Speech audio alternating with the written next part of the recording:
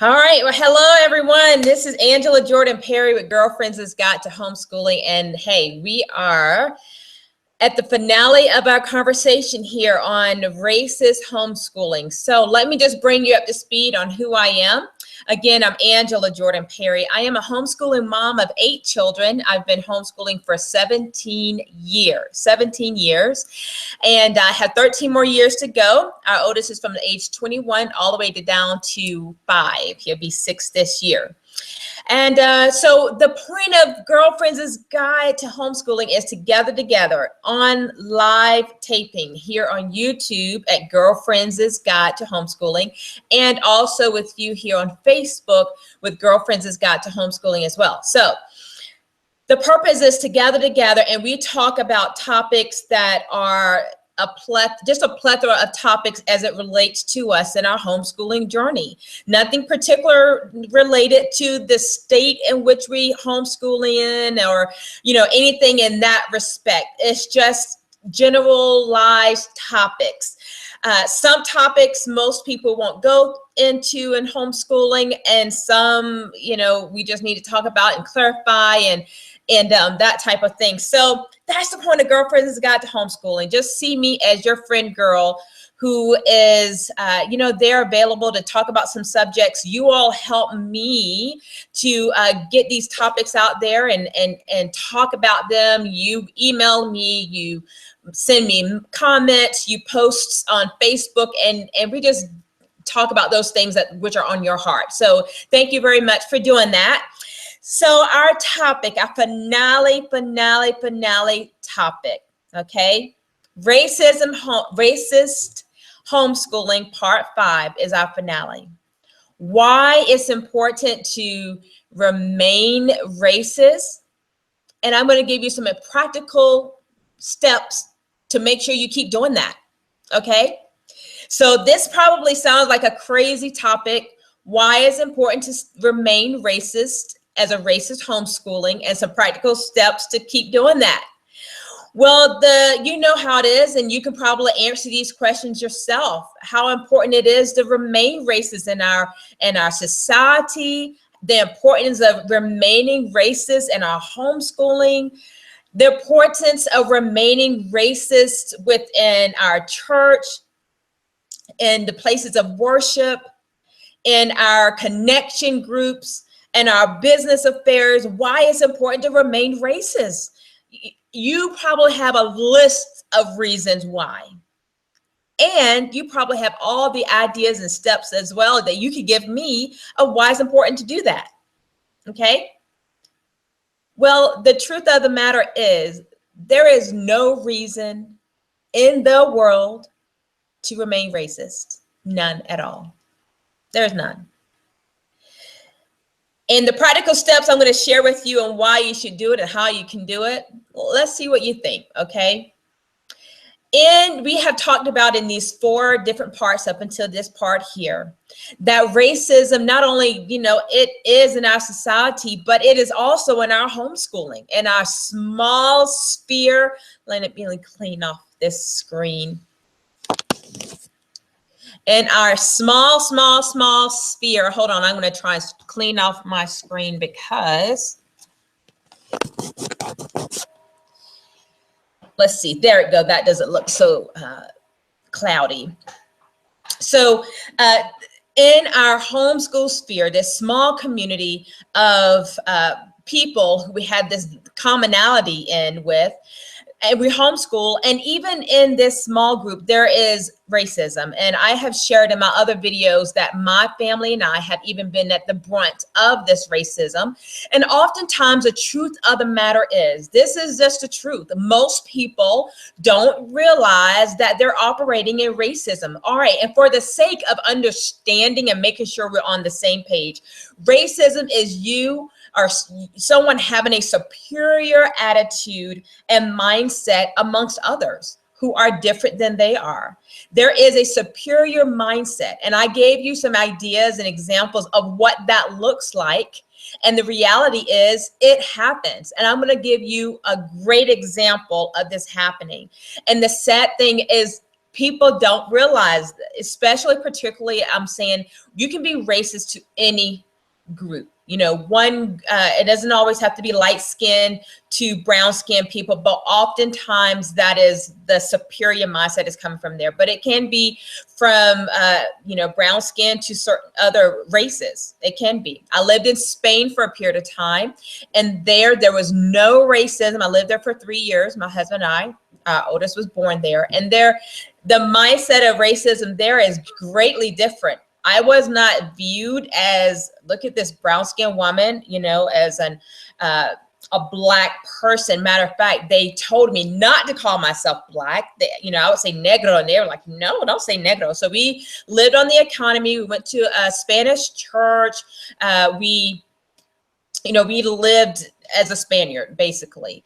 And so all of our family, our Spanish family there that we love so dearly to this day, they would tell us not to call ourselves negro, which is, you know, black. And that's all I knew to call myself, to help them to understand how I call myself.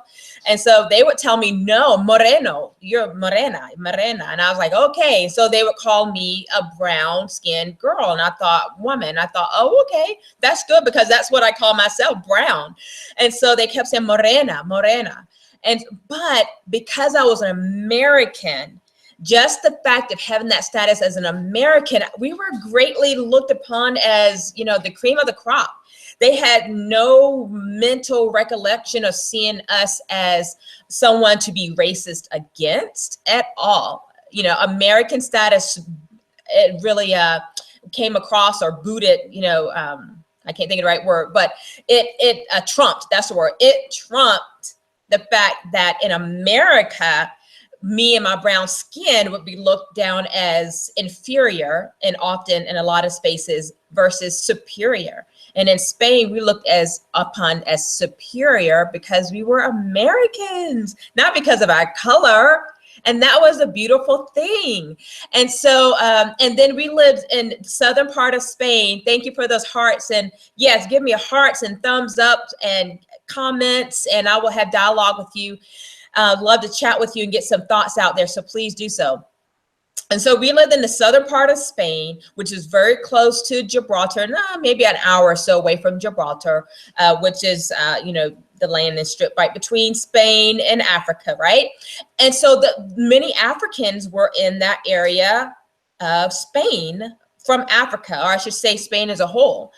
Now, the interesting thing is that often the Spaniards had a prejudice to those who were from Africa. So it was nationalities that was looked upon different, not necessarily skin tone. Very interesting. Where here in America, you can have a plethora of brown skinned people. So I can't even say African Americans or see a brown skinned person and automatically say they're African American, because they could be Jamaican, they could be truly African, they could be Haitian, they could be from Panama. I mean, because brown is, you know, so huge and diverse. But often here in America, if you're not a light-skinned homeschooler, for the sake of our conversation, then you are, you know, looked down as inferior, and the light-skinned race is the inferior. Okay, so the point is, why is it important to continue as a racist homeschooler? Why is it important? And as I mentioned before, is not important. We need to squash it. We need to get rid of it. We need to bring attention to it. And this is the whole point of this series.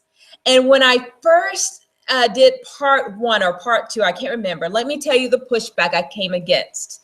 And the points that I've made in part 1 was having this inferior attitude. Number 1, that everything belonged to us. When I say us, I mean the light-skinned. That is the mindset. It's ours. It's us. You're serving us. You're providing something for us. And this is the mindset often. And then 2 is, you know, it's a us and a them, us and a them. That's another oftentimes articulation of some races, because there's this divide, a separation, and it's clear, right? And then the other point that I made, I can't remember the other point. You have to look at it. But I had someone come and give me pushback against, oh, and the other thing was, you know, why are we talking about this subject? Keep it quiet, under the rug. You're causing problems. You're stirring the pot and you're trying to bring issues up. And that was what was said.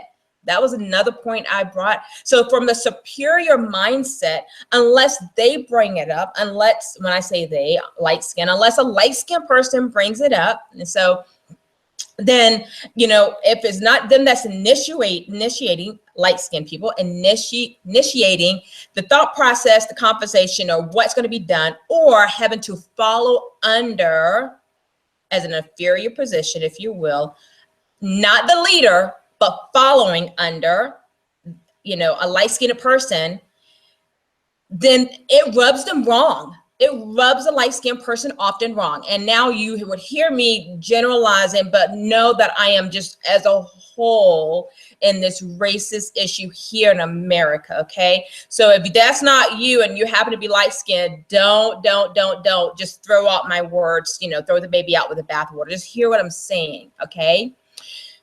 So there's no reason why to remain racist in homeschooling. We need to squash it. But it got to start with identifying the mindset that's there. Thanks for the thumbs up. If you are identifying with what I'm saying, give me thumbs up. Give me your comments. My live chat is open. Please, let's dialogue here on the YouTube channel. Go to Girlfriends' Guide to Homeschooling, and on Facebook at Girlfriends' Guide to Homeschooling. That's the Facebook page. So first, there's got to be identifying that is how I think. All right. So when I got this pushback from the video I posted in my particular homeschool association group, there was a pushback.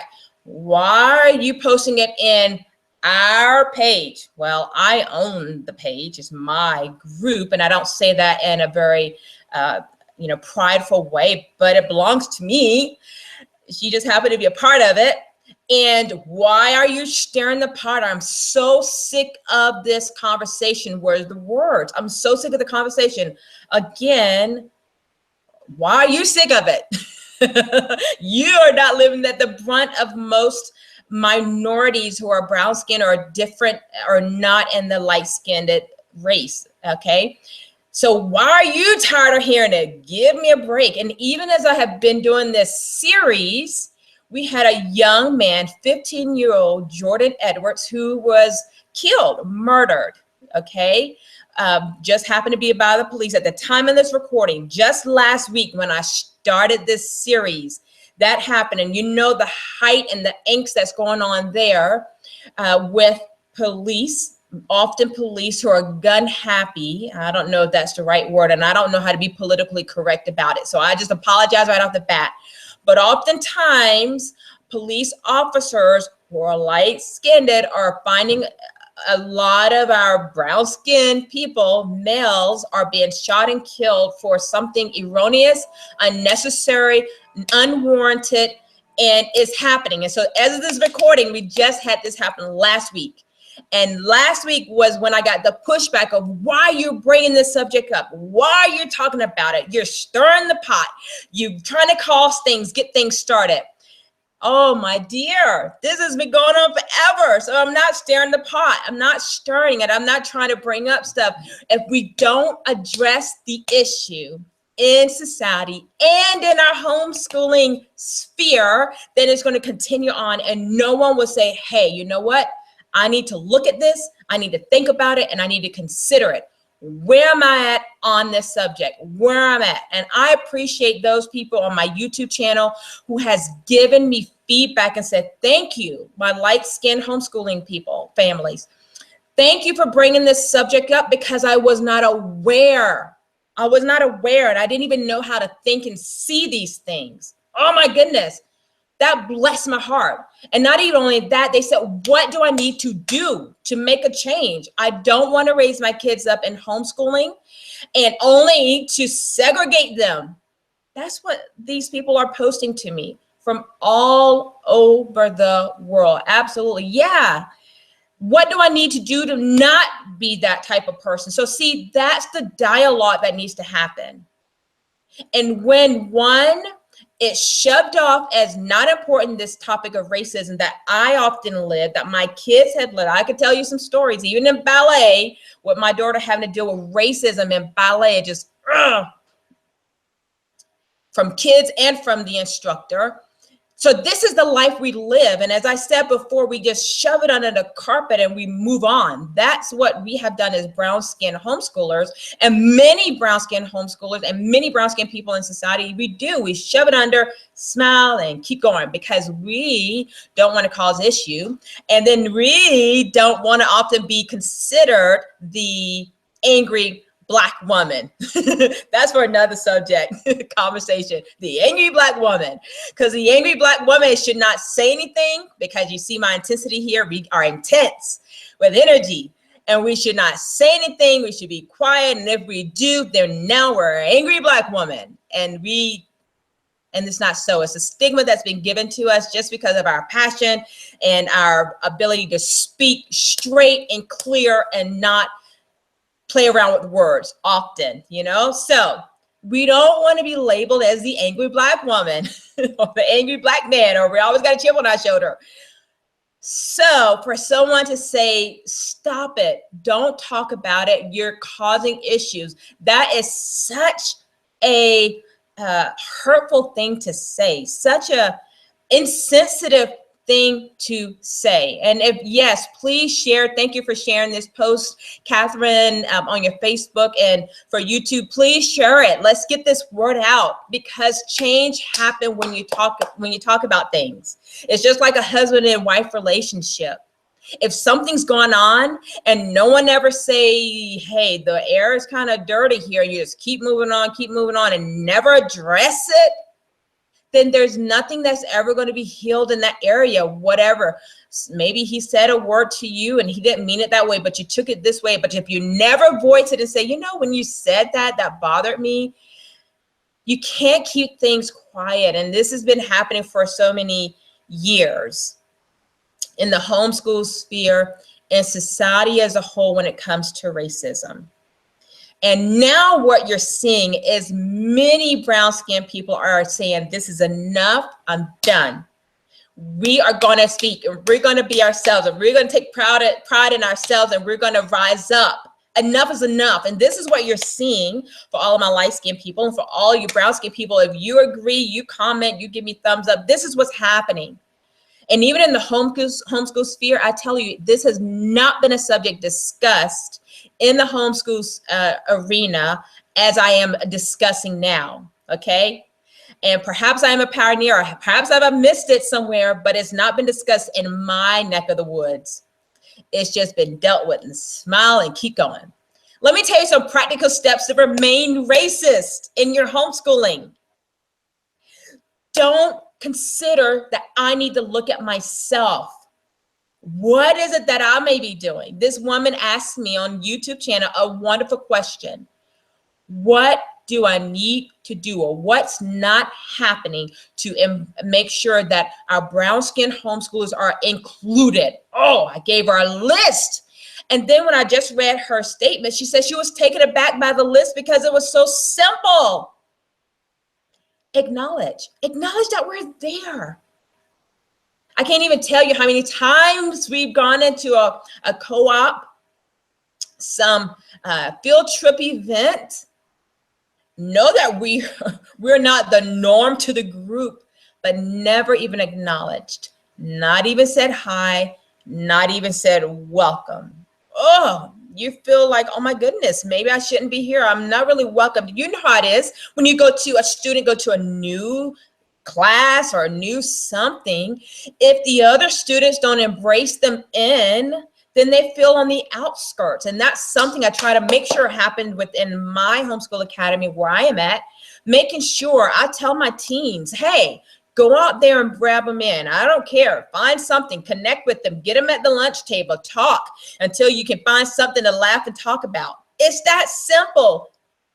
These are practical ways to keep racism alive. 1, don't acknowledge people that are opposite of your race. 2, number 2, Keep your superior mindset. That is all about you.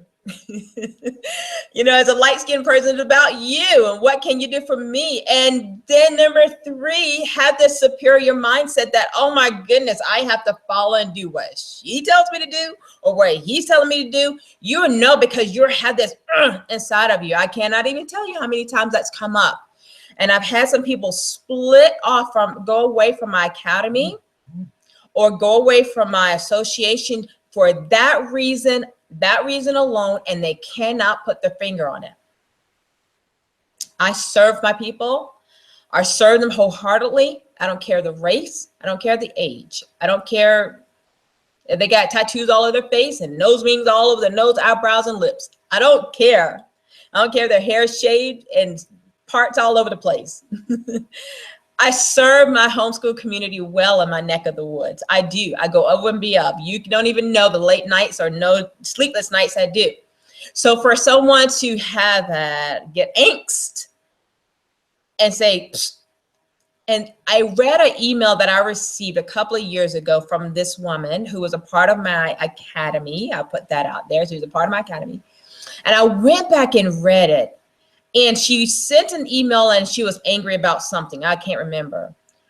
But as I read it now, 2.5 years later, just last week I read it. And I thought, wow, she don't even see it. Don't even see it. And they're just so heartbreaking. Because when the rubber meets the road, either they're under a place of they are subservient to the brown-skinned person in leadership, it just something clicks. It's just like, ugh, I can't do it good enough. I can't say it well enough. I'm not doing it the way that they think they should be done, or I'm not following the rules that they think I should follow. And then there's, oh my word. And even to this, when I had this pushback last week in regards to this subject, talking about racist homeschooling, the lady can see it. And I told her, I said, you don't even see, you don't even realize the mouthful of words you said. You validated every point of a racist homeschooling. That hurts for someone to be called racist.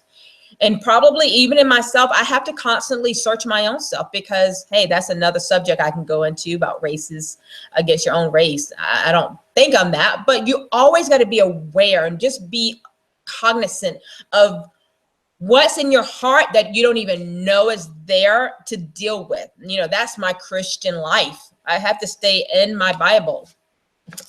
I got to keep reading it. So then I can know, it's upside down. These are some things I got to deal with. These are some things that the Lord would have me to clear up as a Christian. If you're not a Christian, then whatever your faith is and whatever you need to do. So other practical ways to remain a racist, other practical ways. Don't even let your kids associate with anyone outside of their race. You just feel totally uncomfortable with that thought. Totally. And your kids too, because they look at brown-skinned people and often cry or run. Now, there may be something. I remember when we lived in Spain, Annika, our oldest daughter, she only saw the brown-skinned face of her dad and I. Only. Everyone else around her was Hispanic, not Hispanic, but Spanish. They were from Spain. They were light-skinned or tan or something like that, but they weren't brown as her dad and I. So when we finally came back to the States and she was around my family, she cried. She wouldn't even let my mom hold her or touch her. Why? She had never seen any other brown-skinned people other than her mom and myself. So for homeschoolers, for adopt, you got to think about that. If your brown-skinned children who you've adopted only have seen your light-skinned face, now they go around other brown-skinned people, they probably will be afraid. It's true. They will not know what to do with these other brown-skinned people because they're only used to seeing their light-skinned family. This is true. And even in homeschooling. So one of the other ways to remain racist and segregated, don't give opportunity for your children to connect with someone else outside of their own race. All right. So if you fellowship or worship in a place where they're only seeing their own race, the chances of them looking at us and being a little afraid is likely. I've had that happen from little kids.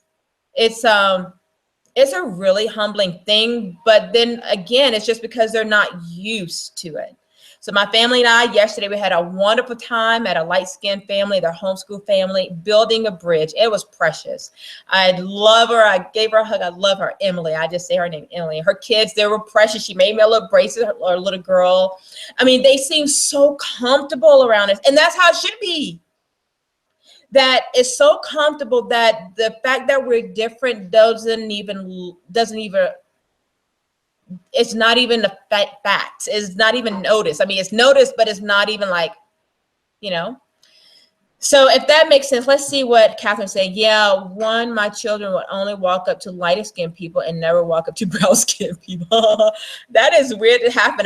Monica was like that. It took her a good little time to get used to that, but it's just because our surroundings was just what it was in Spain. It's nothing we could do. So make an effort. That's one practical way to remain as a racist homeschooler. Not make the effort to connect. Not make an effort to have play dates. Not make an effort to get with another person outside of your race and say, hey, let's go get coffee and let's just talk. Let's hang out, you know, get to know them, connect with them, know about their life. Another way to remain a racist homeschooler is not to engage your homeschooling with other reading materials that has something to do other than the light-skinned people who are the triumphant ones in our country, the ones who built it and made it and did everything. You know, there's a lot of different races who have contributed to United States of America being the great country that we are, one nation under God. And if you don't like that, that's fine. You don't have to, but that's what it is. That's our pledge. You know, there's more than just the light skin. And I mentioned in another video, we had to change our history book because that was all that was being portrayed to my kids who are brown skinned, page after page after page after page after page. It was only light skinned people. It didn't get, so we had to go outside and just to make sure that they knew brown skinned people contributed to our country, to our lives, to our world, to our literature, our understanding, our faith. You know, we had to go back and say, hey, this is possibly what Jesus looked like, but not blonde and blue eyes. And if you think that, that's fine. But we had to bring some erroneous information and thought processes that my kids may be founded upon and change it. All right. Some other practical ways to remain a racist homeschooler. Thanks for those thumbs up and appreciate those. Another practical way to remain a racist homeschooler is, you know, not to make sure they're brown skinned people are integrated into your co-ops, into your dance groups, into your societies and things like that. You know, this is huge. Sometimes you have got to be proactive. And yes, I did say got to be as a homeschool mom for the emphasis. Sometimes you must be proactive. I had to be proactive to find more brown skinned people to come into my academy. I had to be proactive. I had to be more proactive to find more brown skinned people that my kids can connect with. Because in our sphere of life, it was all light skinned people, and that's fine, but we were always the only brown skinned people in violin, the only brown skinned people in Irish step, the only brown skinned people in ballet, you know, the only. So I made a point to form a group called Homeschooling in Color. We're not very active at all now, but to connect my kids with other brown skinned people. So that's one practical way to remain a racist schooler. Don't be proactive. And so this one lady who gave me a pushback, she says, well, we would never turn anyone away from being a part of our co-op, but they sure aren't banging down and knocking on our doors. And I thought, wow. And maybe I put the tone in there and that's not how she said it. So I changed my tone. We never have closed the doors and not allow anyone of different races into our co-op. But they sure aren't knocking down our doors to get there. So maybe that's how she said it. And I just said it very aggressively the first time. But sometimes you got to be proactive. You know, get on these homeschool groups and put out there, like I just did. I'm looking for specifically 7th grade to 12th grade students into my academy. See, specific, 7th to 12th grade. So if you are wanting brown skin people to come and be integrated, not as a research project, not as an experiment, no, but to integrate and not segregate your co-op and your field trip clubs and etc., then go out there, send the message and say, hey, we are looking for brown skinned people in our co-op because we're tired of all our kids seeing nothing but little white faces. We need some brown skin, Hispanic, whatever you want to be, Indian, Hispanic, African American, Haitian, Jamaican, the list goes on. We need you. Come here. We'll even give you free tuition for the first year or two to be a part of us. Hello. If that is not being intentional, let me tell you, I went and became intentional. I specifically said, I want brown skinned people. Do you know any? I said, do you know any? And I got emails from, oh, I know such and such, and I know such and such, I know such and such. And then they began to join my association and now are coming to my academy. I want more races. I need, the 1 year last year when I had Asian, Hispanic, light skin, and brown skin all in my academy, multicultural, yes. I was just like, yes. It's heaven on earth, heaven in my homeschool academy, because that's how it's going to look, all of us together. All right, now I'm going to say one last, this might be a little bit beyond my sphere, but as your girlfriend at home, your friend girl in homeschooling, I have to say it. One other way, a practical way to remaining a racist homeschooler is, if in your mind, now this might be going across the line here, and I admit it is, but I'm your girlfriend, so your girlfriend can say it, and you can either say, let me chew on that a little bit, or you can just say, not even going there, Angela. Keep that to yourself. If in your mind you can't even imagine your homeschool children being in a relationship like a boyfriend and girlfriend, although we don't do boyfriend and girlfriend, we do more courtship and get to know each other than courtship and then, consider marrying. If you can imagine that your children marrying other races, then you might want to think about that. Because if we're all humans, we all bleed red. We all got a heart, some lungs, and appendix. Some people appendix out. We got a tummy, we got toes, we got fingers, eyeballs, ears, hair. Our skin may feel different. I don't know necessarily it feels different, but we're all the same, just different pigmentation. The rubber meets the road when it's time to think about your children being in a relationship with someone else other than your race. And as a homeschool family, if you can't imagine that happening, go through the thought processes of why. Is it for religious reasons? You really think there should not be a mix of races? If you follow the Bible, Moses was straight up married to an African sister. Yes, he was. And his sister Miriam got upset about that. And God punished her. Okay, that's a whole nother problem. So maybe you're not even into Christianity. That's where I am. I'm a follower of Jesus Christ. And so I have to reference scripture, and the list can go on and on and on, so there is definitely this mix of races. And even in the Old Testament Genesis, oh my goodness, we see the first inkling of racism. And it came from Miriam. She was like, what? Moses, what are you doing?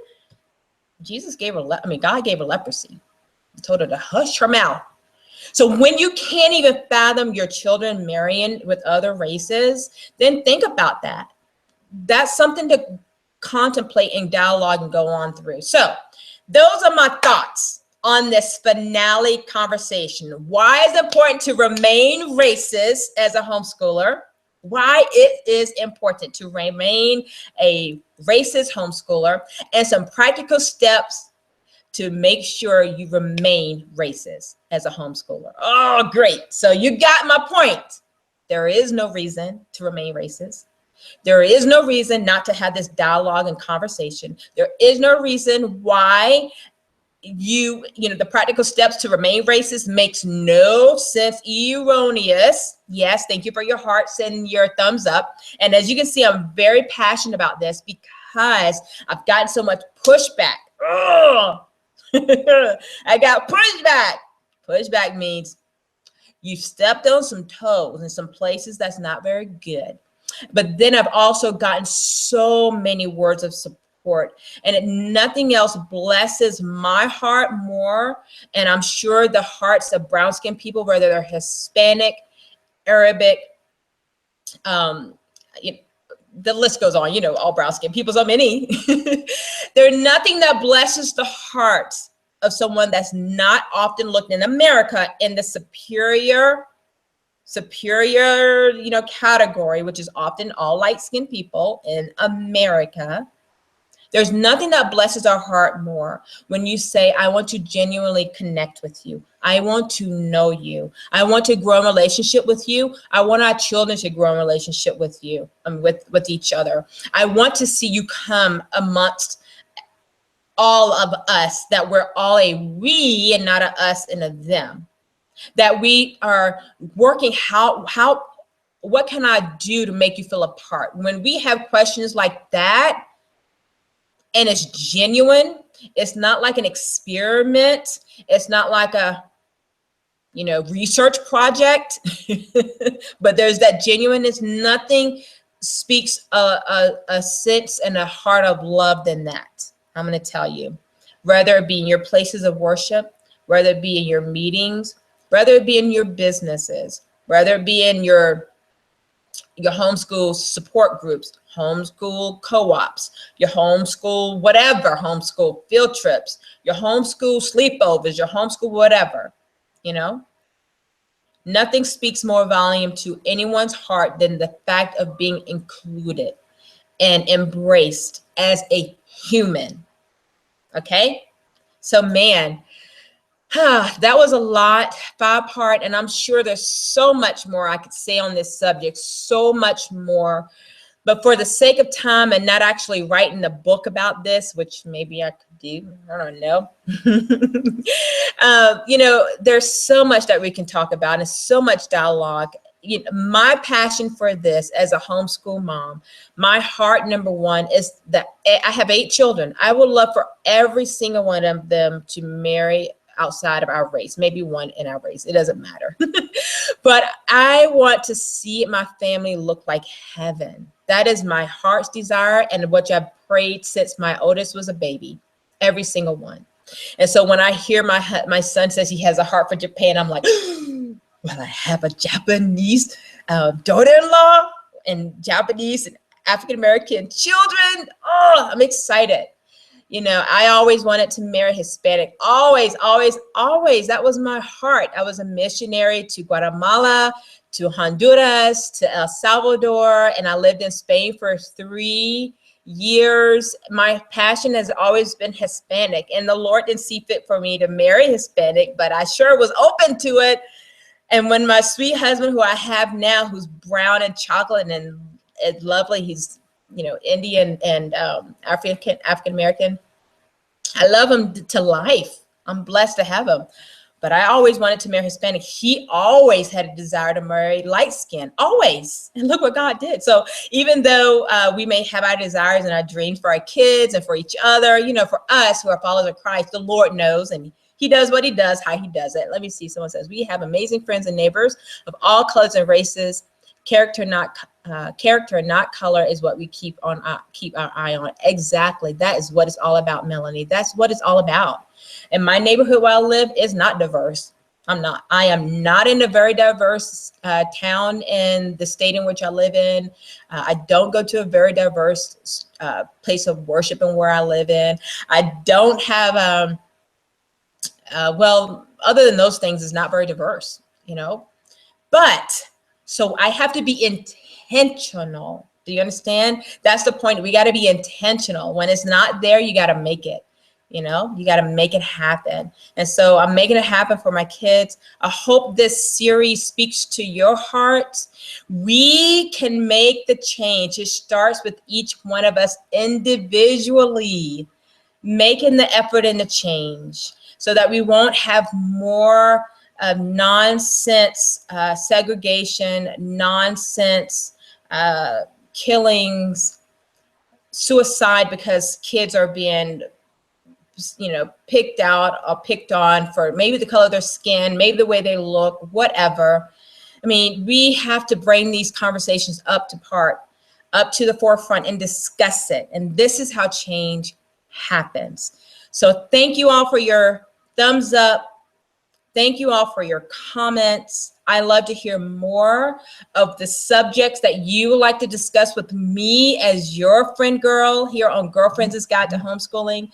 You are welcome to send these comments and email me at gg2homeschooling@gmail.com. That's GG for Girlfriends Guide, 2 homeschooling@gmail.com. Thank you all for following me on this series. Our next series that I have coming up on some great topics as well. Again, these are topics that you don't hear talked about. You just can't in homeschooling sphere, but we're going to go there on those subjects. So stay tuned with me. Hopefully I get really good at having some scheduled times for YouTube videos. But right now, as a homeschool mom, a wife, a small farm with animals and pigs who keep trying to get out of the pasture, my day kind of go like this. So anyway, matter of fact, I had to go pick up my 16-year-old. So thank you all for joining me. It's been great. And if I offended you anyway, know that that is not my intention, is not to offend. But if truth hurts, sometimes you got to put those shoes on and until you loosen them up, and then walk through and deal with it, okay? But until you've walked in the shoes of a person who's not in the superior mindset and that superior paradigm, and you've not walked in the shoes of someone brown skin and of another race, then you can never say that you're sick of the subject. You can never say it needs to be enough. You can never say I'm so tired of it. You can never